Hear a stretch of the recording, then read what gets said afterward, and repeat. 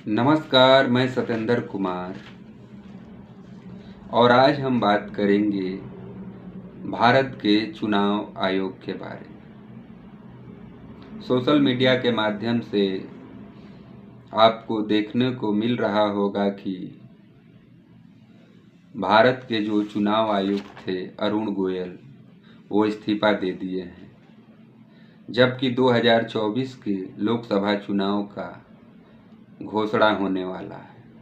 ऐसे वक्त पर एक चुनाव आयुक्त पहले से पोस्ट खाली थी और दूसरा ये चुनाव आयुक्त थे वो इस्तीफा दे दिए, जो अपने निजी कारणों का हवाला देकर राष्ट्रपति को अपना इस्तीफा सौंप दिए हैं, जबकि मुख्य चुनाव आयुक्त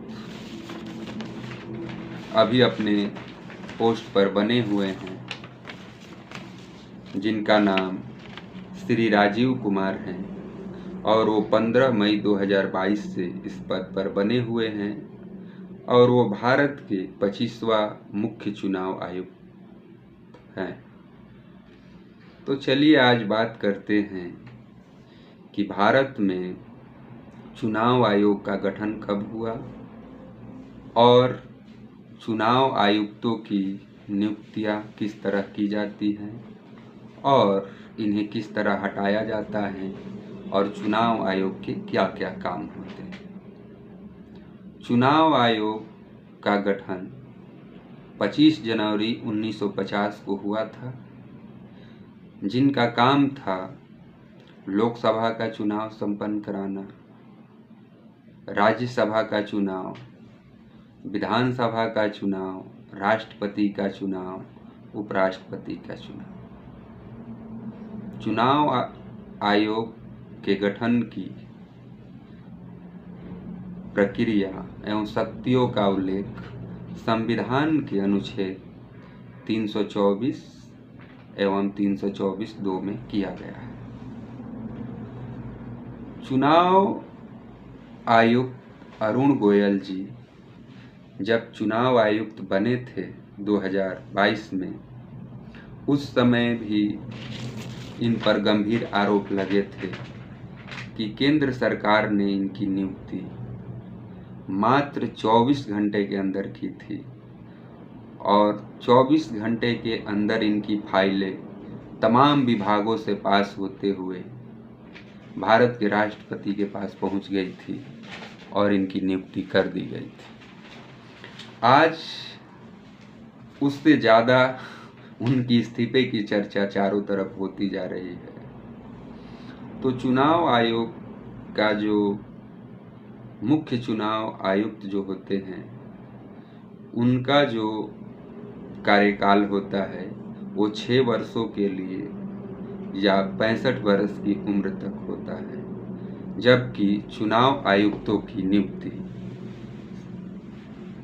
6 वर्ष के लिए भी होता है और इनकी उम्र 62 वर्ष तक ही रहती है। दोनों में से जो पहले होता है कंप्लीट, तब तक ही अपने पद पर बने रहते हैं। लेकिन कभी कभी ऐसा होता है कि जब वो काम नहीं करते हैं सही ढंग से, तो उन्हें महाभियोग लगाकर भी उन्हें उनके पद से हटाया जाता है। चुनाव आयुक्तों की जो मासिक सैलरी है 2.5 लाख रुपए के करीब उनको मासिक वेतन दिया जाता है और चुनाव आयुक्तों की जो मुख्य काम है वो पार्टियों को सिंबल देने से लेकर चुनाव में कोई धांधली न हो, जनता का भरोसा चुनाव आयोग पर बने रहे और हिंसा मुक्त चुनाव संपन्न कराया जाए और भारत में लोकतंत्र कायम रखा जाए। यह भी चुनाव आयोग की प्राथमिकता होती है। अब समझते हैं कि चुनाव आयुक्तों की अभी मौजूदा स्थिति क्या है। भारत में एक मुख्य चुनाव आयुक्त एवं 2 आयुक्त होते हैं। मुख्य चुनाव आयुक्त तो मौजूदा समय में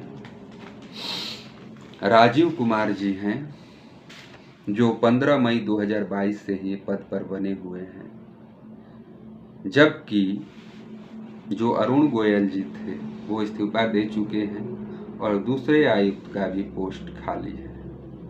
तो ये अब सरकार कब भरती है ये तो सरकार के ऊपर है, लेकिन विपक्ष द्वारा यह भी सवाल उठाए जा रहे हैं कि पहले जो चुनाव आयुक्तों की और मुख्य चुनाव आयुक्त की नियुक्तियों का जो प्रक्रिया था वो पहले ऐसा था कि भारत के प्रधानमंत्री और विपक्ष के नेता लोकसभा के एवं उच्चतम न्यायालय के मुख्य न्यायाधीश उस कमेटी में होते थे और जहां पर 2 लोग पक्ष में होते थे उस नाम को ही राष्ट्रपति के पास भेजा जाता था और राष्ट्रपति द्वारा नियुक्ति कर दी जाती थी। लेकिन अब केंद्र सरकार ने नया कानून बनाया है और उसमें उच्चतम न्यायालय के मुख्य न्यायाधीश को बाहर कर दिया है। अब जो नियुक्ति की प्रक्रिया है उस कमेटी में एक विपक्ष के नेता और एक प्रधानमंत्री और एक उनके कैबिनेट मिनिस्टर 3 लोग मिलकर चुनाव प्रक्रिया संपन्न कराएंगे और जिसमें 2 लोग साथ हो जाएंगे तो उनकी बहुमत हो जाएगी, जैसे कि प्रधानमंत्री और उनके कैबिनेट के मिनिस्टर दोनों एक होकर किसी को चुन देंगे, उन्हीं को राष्ट्रपति द्वारा नियुक्त कर दिया जाएगा। तो अब जो नियुक्तियां इस तरह की होंगी और जहां चुनाव आयोग पर अपने साख को बनाए रखना और हिंसा मुक्त चुनाव संपन्न कराना और निष्पक्ष चुनाव कराना ये कितना बड़ा चैलेंज है ये तो आने वाले समय में आप भी देखेंगे। लेकिन लोकतंत्र के लिए ये कहीं न कहीं जो विपक्ष सवाल उठा रहा है जिसमें संदेह नजर आता है, ये सच है या गलत ये तो आने वाले समय में पता चलेगा। तो आज के लिए इतना ही। किसी दिन और किसी और विषय पर हाजिर होंगे आपके बीच। तब तक के लिए जय हिंद, जय भारत।